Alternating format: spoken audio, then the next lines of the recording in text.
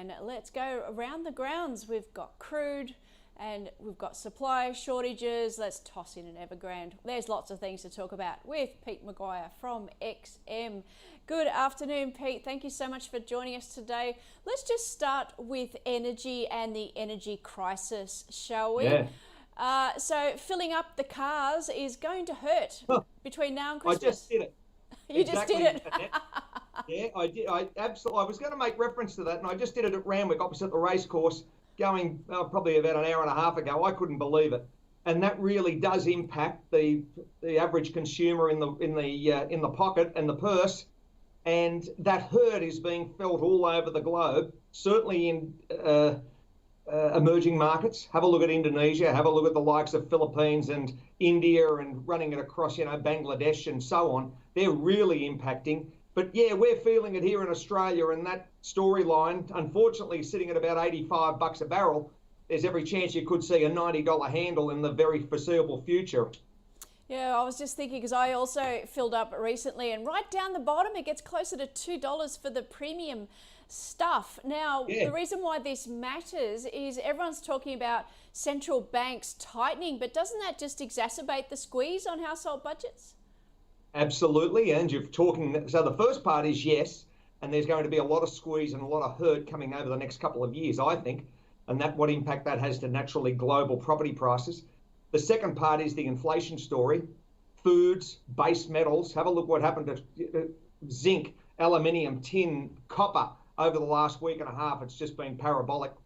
And then worrying about the energy costs and all of those issues as far as ferrying goods all over the world. Look at how much it costs to ship something through the Baltic Dry Freight Index now. So yeah, that really is impacting, and everyone's got their hand out.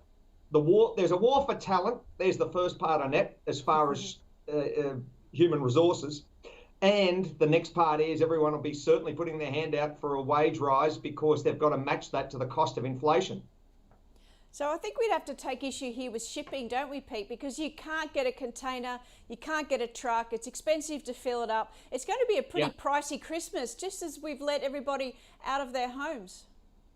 Absolutely right, and that certainly will be felt here, I think, on mainland Australia. And when you're looking at the big picture across the US and the consumption patterns over there and what's going through from Long Beach and the container ship after container ship sitting off the coast, so that supply chain issues are really impacting. First off, is there going to be any goods in the Christmas shelves that Santa can pick up for all the kids? And secondly, the next part is, what are we going to have to pay for them due to that inflationary cost, and they're all being added on? And what's coming out of China is really a wake-up call for ourselves, because all of those materials that they're having to buy are far more expensive now, and in turn they're passed on, and we all understand that part of it, inflation, sales across the world.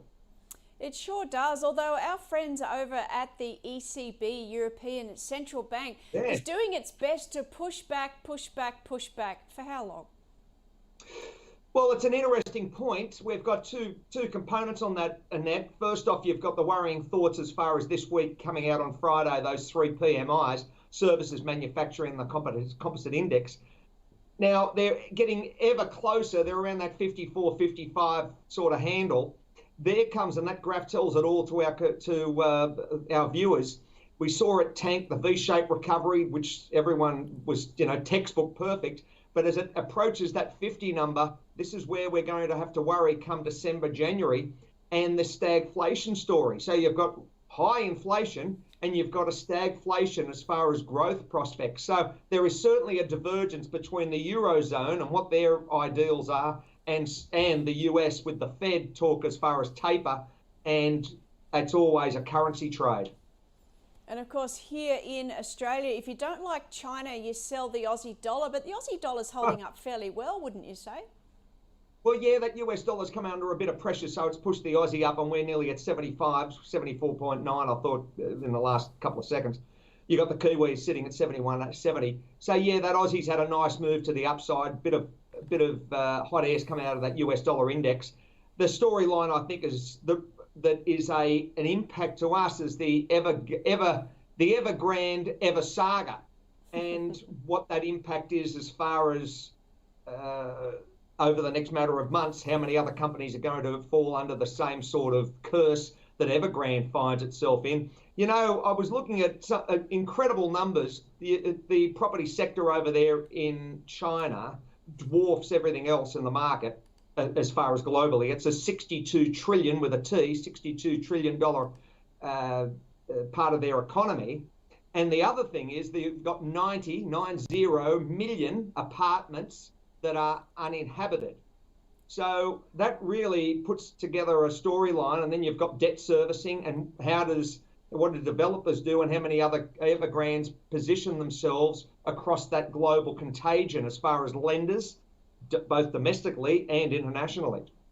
Yeah, I don't think we're finished with Evergrande yet. Does this mean you're sceptical about this current rally? Is this a technical rally rather than a fundamental one?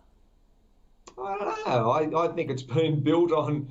I think the rally is just continuing. It's a hard one to determine. I mean, everyone's long, and it's been a stampede really for the last 15 months or so, one-way traffic, and possibly we're going to see, you know, maybe a little bit further, but there will be a rates tightening, and there will be I'm saying earnings have got to be satisfied to investors. You've got the other side as far as how long does the growth continue, inflation, stagflation, global issues, supply chains.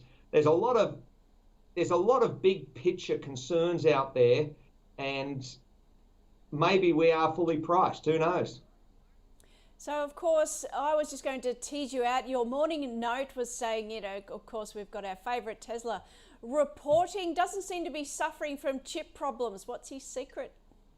I don't know. Maybe he's got his supply chains pretty well mapped through. I just saw something on Bloomberg. I couldn't believe it. He's going to be the first trillionaire in the world because of his SpaceX project. So it all comes down to who you do business with. You've got to maintain those supply chains, and obviously from a logistics standpoint, Elon's done a very good job. So, and his team. So the share price doesn't seem to defies gravity, and the long-term horizon for Tesla is probably up and up.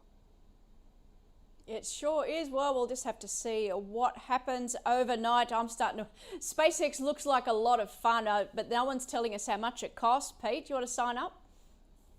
No, I don't. I like Coogee Beach, Annette. I don't really want to go into space. I spent a lot of time in aircraft traveling the world, and I'm pretty happy at Coogee. But you'd have to be a rare bird to want to go and live on another planet, I think, because you only get one go at the merry-go-round, and I don't know.